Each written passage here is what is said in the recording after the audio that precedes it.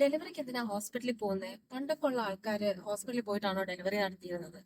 ഇനി അല്ല, ഹോസ്പിറ്റലിൽ പോയി ഡെലിവറി നടത്തിയ കോംപ്ലിക്കേഷൻസ് ഒന്നും ഉണ്ടാവില്ലേ? ഇതൊക്കെ നമ്മളിപ്പോ കേൾക്കുന്ന ഒരു കാര്യങ്ങളാണല്ലോ അല്ലെ? ഒന്ന് ആലോചിച്ച് നോക്കിയേ, നമ്മുടെ നാട് ഒരു ഭയങ്കര അണ്ടർ ഡെവലപ്ഡ് ഒരു നേഷനിൽ നിന്ന് മാറി ഇപ്പൊ ഒരു ഡെവലപ്പിംഗ് നേഷൻ ആവുമ്പോൾ നമുക്ക് വന്ന ഏറ്റവും കൂടുതൽ നല്ലൊരു അഡ്വാൻറ്റേജ് എന്ന് പറയുന്നത് നമ്മുടെ ഹോസ്പിറ്റൽ ആൻഡ് അങ്ങനത്തെ ഫെസിലിറ്റീസ് ഇമ്പ്രൂവ് ചെയ്തു എന്നുള്ളതാണ്.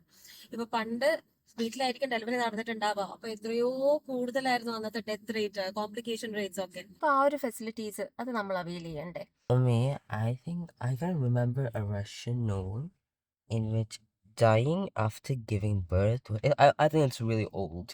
Dying after giving birth is a normal thing. അതെ. പണ്ടൊക്കെ അങ്ങനെ തന്നെയായിരുന്നു ഹിസ. ഡെലിവറി ടൈം എന്ന് പറയുന്നത് തീരെ എന്താ നമുക്കൊരു ഉറപ്പ് പറയാൻ പറ്റാത്തൊരു കാര്യം തന്നെയായിരുന്നു ഡെലിവറി എന്ന് പറയുന്നത്. എന്തും സംഭവിക്കാൻ പറ്റുന്ന സമയം. അപ്പോൾ ഈ ഒരു ഫെസിലിറ്റീസ്, മെഡിക്കൽ ഫെസിലിറ്റീസ് ഒക്കെ ഡെവലപ്പ് ആയതിനു ശേഷമാണ് നമുക്ക് ഇപ്പോ ഡെലിവറിയിലൂടെ ഒരു മരണം എന്ന് കേൾക്കുമ്പോൾ നമുക്കത് റെയർ ഇൻസിഡന്റ് ആണ്.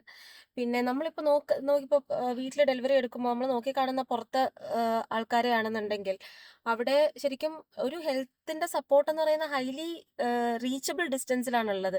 എന്തെങ്കിലും കോംപ്ലിക്കേഷൻ ഉണ്ടെങ്കിൽ ഈവൻ എയർ ലിഫ്റ്റ് ചെയ്ത് ഹോസ്പിറ്റലിലേക്ക് എത്തിക്കുന്ന ഫെസിലിറ്റീസ് ഉള്ള നാടാണ് അത്. അതുമല്ല, വീട്ടിൽ ഡെലിവറി നടത്തുന്ന ആൾക്കാരും അങ്ങനെ ഹൈലി ട്രെയിൻഡ് ആയിട്ടുള്ള ആൾക്കാരാണ് വീട്ടിൽ ഡെലിവറി നടത്തുന്നത്. അപ്പൊ അതൊക്കെ കണ്ട് നമ്മൾ ചാടാൻ നിന്ന് കഴിഞ്ഞാൽ നമ്മൾ അവിടെ എവിടെ എത്തിയിട്ടില്ല. ഇപ്പോൾ ബൈ ഗോഡ്സ് ഗ്രേസ് നമുക്ക് നല്ല ഫെസിലിറ്റിയാണ് ഇപ്പോൾ ഹോസ്പിറ്റൽസിൽ അവൈലബിൾ ആയിട്ടുള്ളത്.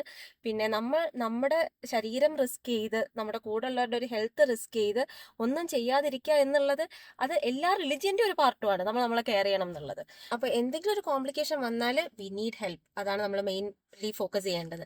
അപ്പൊ ഈ വീഡിയോ സ്പ്രെഡ് ചെയ്യുക, നിങ്ങൾക്ക് അറിയുന്ന എല്ലാ ഫാമിലീസിലോട്ട് സ്പ്രെഡ് ചെയ്യുക.